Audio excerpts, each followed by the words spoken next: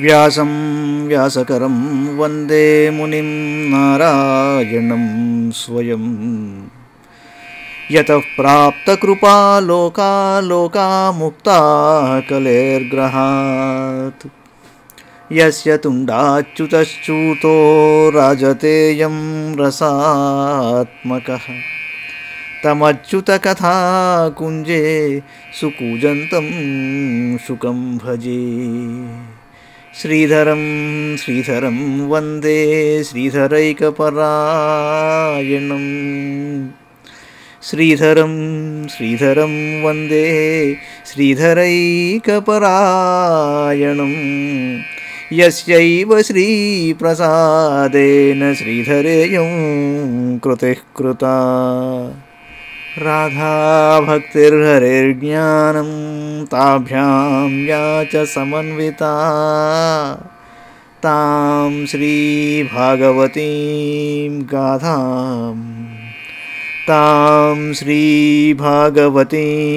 గాథాం వందే యుగళరూపిణీ. భాగవత మహాపురాణంలోని సప్తమ స్కంధంలోని సప్తమోధ్యాయంలో మనం రెండవ భాగంలో ఉన్నాం. ముఖ్యంగా ఇంద్రుడు హిరణ్యకశిపుని భార్యని తీసుకువెళ్ళిపోతుంటే నారదుల వారు అడ్డం వచ్చి తప్పు ఇలా వద్దు అని చెప్పేసి ఆవిడని వదిలిపెట్టమన్నాడు. ఎంచేతంటే సాధ్వి అయిన పరసతిని ఇలా అవమానించడం సరైంది కాదు, వదిలివేయమన్నాడు. ఇంద్రుడు అలాగే వదిలేస్తానన్నాడు. అయితే ఈమె గర్భమున దేవద్రోహి అయిన హిరణ్యకశిపుని వీర్యం ఉన్నది, అది మిక్కిలి ప్రభావం గలది, ప్రసవించు వరకు ఈమె నా యొద్ద ఉండగలదు. బాలుడు జన్మింపగానే అతనిని వధించి నేను ఈమెను వదిలిపెడతాను అన్నాడు ఇంద్రుడు. తర్వాత ఏమైందో చూద్దాం, 10 శ్లోకాలు చెప్పుకుందాం. నారదోవాచ అయం నిష్కిల్పిషః సాక్షాన్ మహాభాగవతో మహాన్. అయం నిష్కిల్పిషః సాక్షాన్ మహాభాగవతో మహాన్. త్వయా న ప్రాప్స్యతే సంస్థామనంతానుచరో బలి. నారదుడు అన్నాడు, ఈమె గర్భమును ఉదయించువాడు పరమ భాగవతుడయ్యా. అతడు పుణ్యాత్ముడు, మహాశక్తి గలవాడు, భగవంతుని సేవకుడైన ఇతనిని చంపగల శక్తి నీకు లేదన్నాడు. ఇత్యుక్తస్తాం విహాయేంద్రో దేవర్షేర్మానయన్ వచః అనంత ప్రియ భక్త్యైనాం పరిక్రమ్య దివం యయౌ. దేవర్షి అయిన నారదుని మాటలను విన్న ఇంద్రుడు మహాసాధ్వియకు నా తల్లిని వదిలిపెట్టాడు. ఈమె గర్భమునందు భగవద్భక్తుడు కలడని తెలుసుకుని అతడు నా తల్లికి ప్రదక్షిణమనొచ్చి స్వర్గలోకానికి వెళ్ళిపోయాడు. తతో నో మాతరం ఋషి సమానీయ నిజాశ్రమం అశ్వాస్యేహోష్యతాం వత్సే యావత్తే భర్తురాగమః. తదేత్య వాత్సీ దేవర్షేరంతికే సాకుతో భయా యావద్దైచ పతిర్ఘోరాత్ తపసో నన్యవర్తత ఋషిం పర్యచరత్తత్ర భక్త్యా పరమయా సతి. అంతర్వత్నీ స్వగర్భస్య క్షేమాయేక్షా ప్రసూయతే ఋషిః కారుణికస్తస్యాః ప్రాదాదుభయమీశ్వరః. ధర్మస్య తత్వం జ్ఞానం చ మామవ్యుక్తిష్య నిర్మలం. అనంతరము దేవర్షి అయిన నారదుడు ఆ తల్లిని తన ఆశ్రమమునకు తీసుకుని వెళ్ళాడు. ఆమెను ఓదార్చి, బిడ్డ, నీ భర్త తపస్సు ముగించుకొని తిరిగి వచ్చినంత వరకు నీవు ఇచటనే ఉండుము అని పలికాడు. అలాగే అని పలికి ఆమె దేవర్షి ఆశ్రమమునందే నిర్భయంగా ఉన్నది. మా తండ్రి తీవ్రమైన తన తపస్సు నుండి తిరిగి వచ్చినంత వరకు ఆమె అక్కడనే ఉండెను.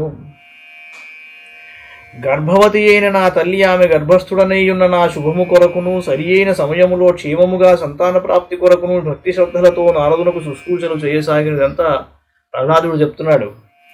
దేవర్షి అయిన నారదుడు మిగుల దయాళువు, సర్వసమర్థుడు. అతడు నా తల్లికి భాగవత ధర్మరహస్యములను విశుద్ధ జ్ఞానమును ఉపదేశించాడు. ఆయన అట్లు ఉపదేశించున్నప్పుడు ఆ మహాత్ముని దృష్టి నాపై ఉన్నది. తత్తు కాలస్య దీర్ఘత్వాత్ స్త్రీత్వాన్మాతు స్థిరోదధే ఋషినానుగృహీతం మాం నాధునాప్యజః స్మృతిః. భవతామపి భూయాన్మే యది శ్రద్ధధతే వచః వైజారదీధీః శ్రద్ధాత స్త్రీ బాలానాం చ మే యథా.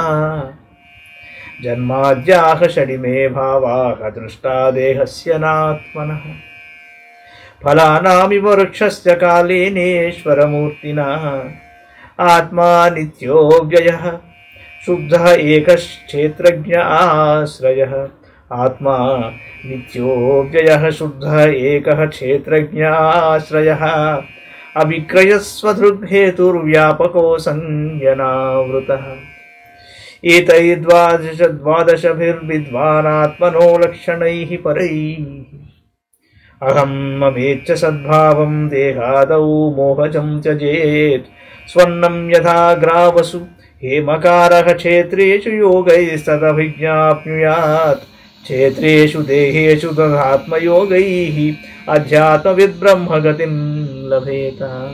చాలా సమయము గడుచుట వలనను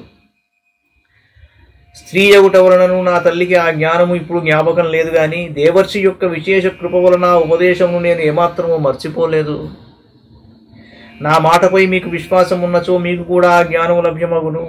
ఎలా అంటే, తగు శ్రద్ధ వలన దేహాదులయందు అహంభావమును నశింపజేయునట్టి శుద్ధమైన బుద్ధి నాకు లభించినట్లుగానే స్త్రీలకు బాలురకు కూడా లభింపగలదు.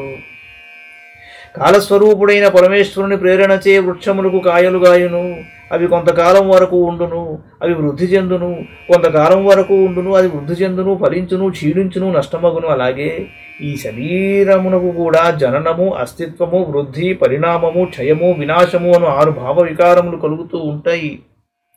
కానీ ఆత్మకు ఏ విధముగాను వీటితో సంబంధం ఉండదు. ఆత్మ నిత్యము, అవినాశి, శుద్ధము, ఏకము, క్షేత్రజ్ఞము, ఆశ్రయము, నిర్వికారము, స్వయం ప్రకాశము, సర్వకారణము, వ్యాపకము, అసంగము, ఆవరణరహితము అయినది. పైన తెలుపబడిన 12 ఆత్మ యొక్క ఉత్కృష్ట లక్షణములు. ఈ ఆత్మతత్వమును తెలుసుకొనగోరు పురుషుడు అజ్ఞాన కారణముగా దేహాదులయందు గల నేను, నాది అను మిథ్యాభావమును విడిచిపెట్టాలి. గనులయందు బంగారము రాళ్లతో కలిసి ఉంటుంది. స్వర్ణకారుడు ఆ బంగారమును వెలిగితీయు విధులను తెలుసుకుని ఆ విధుల ద్వారా బంగారమును సంపాదించుకుంటాడు. అలాగే అధ్యాత్మతత్వము తెలుసుకొనదలసిన పురుషుడు ఆత్మప్రాప్తి యొక్క ఉపాయముల ద్వారా తన శరీరమును క్షేత్రమునందే బ్రహ్మపదమును సాక్షాత్కరింపజేసుకుంటాడు. ఇది విషయం అంటాడు ప్రహ్లాదుడు. తర్వాత ఇంకా ఏం చెప్పాడో తర్వాత చూద్దాం. మంగళం భగవాన్ విష్ణు, మంగళం గరుడధ్వజ, మంగళం పుండరీకాక్షో, మంగళాయతనో హరి. సర్వం శ్రీకృష్ణార్పణమస్తు.